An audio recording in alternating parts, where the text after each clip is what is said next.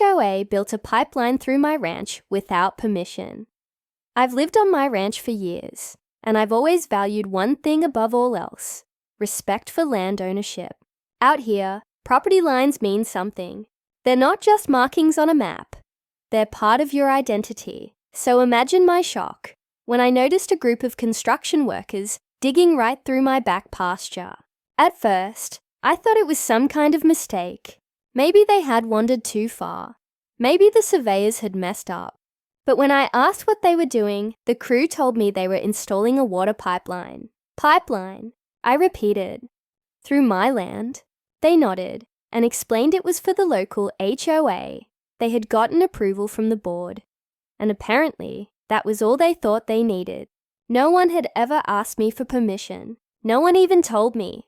They just assumed they could dig through my ranch like it was public property. I checked with the county records, and sure enough, there was no easement, no right-of-way, nothing. They were trespassing, plain and simple. The HOA had simply decided that the fastest, cheapest route for their pipeline was directly through my property, and they didn't care what I thought about it. At that point, I knew one thing. They had picked the wrong rancher to mess with. They thought they could use my land for free. The HOA president tried to smooth things over when I confronted him. He gave me a smug little smile and said, "Oh, don't worry, this won't affect you at all. The pipe is underground. You'll never even notice it's there." That was supposed to make me feel better. But what he really meant was, "We're stealing from you, but since it doesn't bother us, you shouldn't care." I asked him straight up if they planned to compensate me. His answer, "Why would we pay you? You're not losing anything."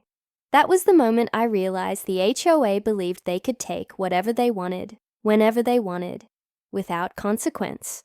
To them, my land was just an obstacle they could bulldoze through. And that was when my anger turned into resolve. I wasn't just going to fight back. I was going to make sure they regretted ever messing with me. I bought the water source they depended on. I started digging into where this pipeline was heading. After a little research, I discovered the HOA's secret. They were trying to supply water to their brand new development. Their old supplier was too far away and too expensive, so they cut corners by running a direct line from a spring that fed into the town's water grid. The funny thing is, that spring was on private land too. And the owner, he was an old rancher ready to retire. His kids didn't want the land, and he was thinking of selling. That was all I needed to hear. I struck a deal with him and bought the property outright. With that purchase, I became the legal owner of the very spring that supplied water to the HOA pipeline. So not only were they trespassing on my ranch, but now they were completely dependent on me for their water. I'll admit, I laughed when I signed the papers. Sometimes revenge isn't about yelling or suing. Sometimes it's about being just a little smarter and a little faster than the people trying to cheat you. Then I cut off their entire supply. The day I shut the valve was one of the most satisfying moments of my life. Suddenly, every faucet, every lawn sprinkler, every swimming pool in that HOA development went dry. It didn't take long for the HOA president to show up at my gate, red-faced and furious. He demanded that I turn the water back on immediately. I simply showed him the property deed and said, "You want water? Then you pay for it. And you pay for the land you stole from me too." The HOA tried to threaten me with lawsuits, but they didn't have a leg to stand on. I owned both the spring and the ranch. They had trespassed and built without permission. The county actually sided with me, and I ended up charging the HOA monthly fees that were 5 times higher than what they would have paid if they had just asked me in the first place. The best part, the smug HOA president had to stand in front of his entire neighborhood and explain why their water bills had suddenly skyrocketed. People were furious with him. In the end, the HOA learned a lesson they'll never forget. You can't just take what isn't yours. And when you mess with a rancher's land, you're going to pay the price. OA demanded I tear down my barn. so I turned it into a legally protected historic landmark. The HOA demanded I tear down my barn. I've lived on this land for decades, and my old red barn is more than just a building. It's part of my family history. My grandfather built it with his own hands back in the 1940s. We've stored hay there, sheltered animals, and even held family gatherings inside during bad weather. It's not just wood and nails. It's tradition. So you can imagine my shock when I got a letter from the local HOA telling me that my barn had to come down. They claimed it didn't fit the community aesthetic. According to them, the color was too rustic, the structure was unsightly, and it was lowering the property values of the nearby subdivision. At first, I thought it was a mistake. My barn had been there long before their HOA even existed. How could they possibly tell me to tear down something that predated their bylaws by half a century? But no, they were dead serious. They even slapped me with threats of daily fines if I didn't comply. That was the moment I realized. The HOA wasn't just picking a fight. They were trying to erase my family's legacy. They thought they had total control. When I confronted the HOA president about it, he gave me that smug little smirk I've seen before in these types of people. You know the one.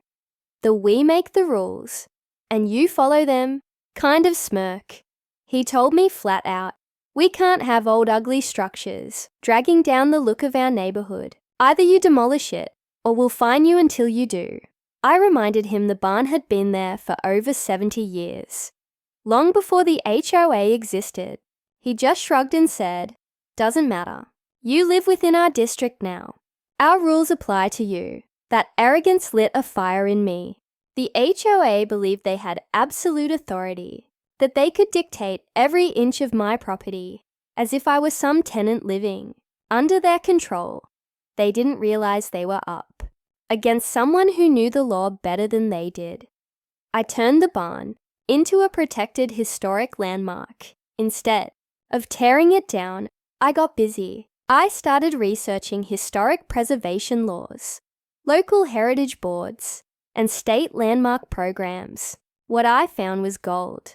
Any building older than 50 years with cultural or historical significance could be registered as a protected landmark. And my barn, it qualified.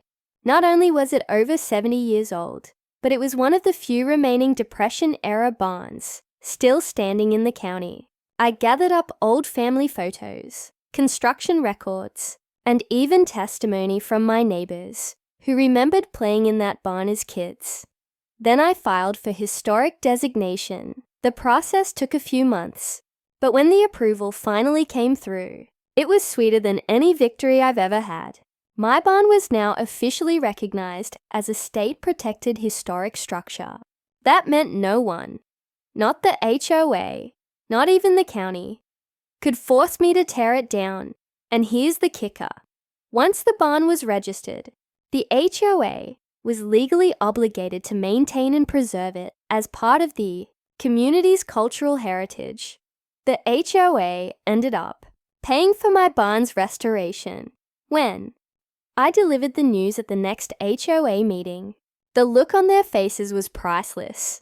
The same president who had threatened me with fines now had to sit there while I read out the official landmark approval. Instead of tearing it down, the HOA was now responsible for helping me restore it. That meant repainting, roof repairs, and ensuring the barn remained in good condition. The exact thing they wanted gone was now legally untouchable, and they were paying for it. Neighbors loved it. The barn became a local attraction, featured in newsletters, and even in a historical tour of the area. Suddenly, the HOA started bragging about it, like it had been their idea all along. But I never let them forget. Every time I walk past that barn, I smile knowing that what they once saw as an eyesore is now a protected landmark, and a permanent reminder that the HOA can't always win. HOA tried to ban my pickup truck, so I bought the parking lot and towed their cars. 1. The HOA tried to ban my pickup truck. My pickup truck isn't just a vehicle, it's a workhorse. I use it for hauling lumber, feed, tools, and everything else my ranch requires. Out here, trucks aren't a luxury. They're a necessity. But the HOA didn't see it that way. One day, I got a notice taped to my front door. It said my truck violated the community's aesthetic guidelines. According to them, it was too large, too noisy, and not in keeping with the image of the neighborhood. The notice ended with a threat. Either get rid of the truck or face daily fines. Now, I could have laughed it off if it was just some petty rule about lawn height or mailbox colors. But telling me I couldn't own a pickup truck, that was stepping over the line. They weren't just trying to regulate appearances. They were trying to dictate how I lived and worked. That wasn't going to fly. They thought they could control my property. When I attended the next HOA meeting to challenge the rule, the president didn't even pretend to hear me out. He looked down at me with that classic smug expression and said, "Trucks like yours lower property values. This is a residential community, not a construction site." I asked him if the HOA expected me to give up my livelihood just to please their aesthetic vision. He shrugged and said, "Our rules are final. Either follow them or you'll pay." The other board members nodded in agreement, enjoying their little display of power. They thought I was trapped, that I had no choice but to bow to their ridiculous rule. But what they didn't know was that I already had a plan, one that would flip the power dynamic completely. I bought the parking lot. See, the HOA didn't actually own the community's parking lot. The land had been leased years ago from a private owner who was now looking to sell. Most residents didn't even realize this.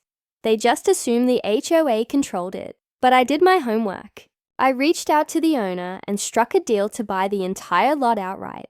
It wasn't cheap, but let me tell you, it was worth every penny. With one purchase, I became the legal owner of the very ground the HOA relied on for visitor parking, overflow spaces, and even their own board members' cars. And now, guess whose truck had prime reserved parking right in the middle of the lot? Mine, 4. I towed their cars when they complained. When the HOA realized what I had done, they were furious. The president stormed up to me, threatening lawsuits and fines. But the problem for him was simple. I owned the lot. That meant I controlled the rules. So, I put up new signage. Parking by owner's permission only. Unauthorized vehicles will be towed. The very next week, I had half a dozen HOA board members' cars towed after they parked without asking me. They had no legal grounds to stop me. The property was mine, and I had every right to enforce my rules. The same board that told me my truck wasn't welcome now had to come begging for parking permits just to visit their own HOA office. And when residents asked why this had happened, I made sure everyone knew. The HOA had tried to ban my truck, so I bought the ground under their wheels. Eventually, the president came to me red-faced, offering to drop all fines and strike the truck ban from the bylaws if I would just be reasonable. I agreed, but not before raising parking fees for HOA board members only. Now, every time I park my truck in the lot, I can see them walking from the farthest spaces, muttering under their breath. My truck didn't just survive their rule. It became the reason they pay extra out of their own pockets. HOA tried to ban my pickup truck, so I bought the parking lot and towed their cars. 1. The HOA tried to ban my pickup truck. My pickup truck isn't just some shiny toy or weekend vehicle. It's my livelihood. Out here, it's as essential as a shovel or a hammer. I use it every day to haul lumber for projects, bags of feed for livestock, tools, and sometimes even neighbors' supplies. It's not glamorous, but it's reliable, and it does the job no fancy sedan could ever do. So when I found a letter taped to my front door with the HOA's official seal on it, I thought it was the usual nonsense. Maybe a complaint about my grass being half an inch too tall, or a warning about my mailbox needing paint. But no, this time it was something new. According to the letter, my truck was in violation of the community's aesthetic standards. They claimed it was too large, too noisy, and unsightly, and that it didn't fit the image of a modern residential neighborhood. The kicker, they gave me 10 days to remove it or face daily fines that would rack up until I complied. I stood there on my porch, staring at the paper, and I actually laughed out loud. A truck. They wanted me to get rid of my truck. This wasn't just about appearances. This was about control, and they thought they could push me around, the same way they bullied other residents into silence. But they had picked the wrong guy this time. They thought they could control my property, showed up at the next HOA meeting, letter in hand, and calmly asked for an explanation. The president of the HOA, a man named Charles, who wore a blazer even on a 95-degree day, gave me the smuggest smile I've ever seen. He said, "We've had several complaints about your vehicle. Trucks like yours lower property values. This is a residential neighborhood, not a construction zone." I stared at him for a long moment and finally said, "Charles, that truck has more right to be here than you do. It was hauling lumber and fence posts on this land before your subdivision even existed." That didn't faze him. He smirked and said, "Well, the neighborhood has standards now, and our rules are final. Either follow them or prepare to pay the consequences." I looked around the room. The rest of the board members sat silently, nodding along with him like a pack of bobbleheads. Not one of them had the backbone to question him. Not one even tried to compromise. They thought they were untouchable. But here's the thing. I'd dealt with people like Charles before. People who believed a clipboard and a title gave them power over everyone else. And I knew exactly how to deal with them. I bought the parking lot. What Charles and his cronies didn't realize was that I had already started doing my homework. While they were busy sending letters and patting themselves on the back, I was digging into property records. That's when I discovered something interesting. The community parking lot. The one residents used for guests, overflow vehicles, and even HOA events, wasn't actually owned by the HOA. It was sitting on a long-term lease from a private owner, and that lease was almost up. The owner was an older gentleman who had retired and moved 2 states away. He didn't care about holding on to the land anymore. In fact, he was looking to sell. So, I made him an offer. It wasn't cheap, but compared to the long-term satisfaction of turning the tables on the HOA, it was worth every cent. Within a few weeks, the paperwork was done. The community parking lot, the very place the HOA relied on for board meetings, visitor spaces, and neighborhood events, now belonged to me. I didn't tell anyone right away. Instead, I waited. I parked my truck right in the middle of the lot, in the space closest to the clubhouse. It was bold, it was visible, and it was guaranteed to get their attention. And sure enough, it did. I towed their cars when they complained. The next HOA meeting was pure chaos. I walked in and saw Charles, already red-faced, pointing toward the window where my truck sat gleaming in the sun. "That vehicle does not belong here," he barked. "You're in violation of our bylaws." I calmly pulled a folded document out of my pocket and laid it on the table. "Actually, Charles, it does belong there, because that lot belongs to me." Silence. Absolute silence. You could hear the air conditioner buzzing. The board members looked at each other, confused, until Charles picked up the deed and scanned it. His face went from red to pale in seconds. I leaned back in my chair and said, "From this day forward, this lot is private property. Parking is by permission only, and unauthorized vehicles, they get towed." At first, they thought I was bluffing, until the very next week, when I had 3 board members' cars hauled off after they parked without my permission. I didn't even hide it. I sat on my porch sipping coffee as the tow trucks rolled in. The HOA lost its mind. Angry phone calls, letters stuffed in my mailbox, even threats of legal action. But the law was on my side. I owned the lot. I set the rules. Residents quickly caught on, and many of them loved it. They were tired of the HOA's bullying, tired of being fined for petty nonsense, like mailbox colors, or leaving holiday lights up too long. Seeing the board members humbled, walking blocks away because they no longer had guaranteed parking, was the sweetest revenge they'd ever witnessed. Finally, Charles showed up at my door. He didn't look so smug this time. In fact, he looked like a man who'd been eating lemons for breakfast. "We need to talk," he muttered. I invited him in, poured him a cup of coffee, and listened while he tried to negotiate. He wanted me to be reasonable, to allow board members free parking, to reconsider the truck ban. I smiled and said, "I'll make you a deal. You drop the truck ban from your bylaws permanently, erase every fine you've tried to slap on me, and admit at the next meeting that the HOA overstepped. Do that, and I'll consider granting parking permits." His jaw clenched, but he agreed.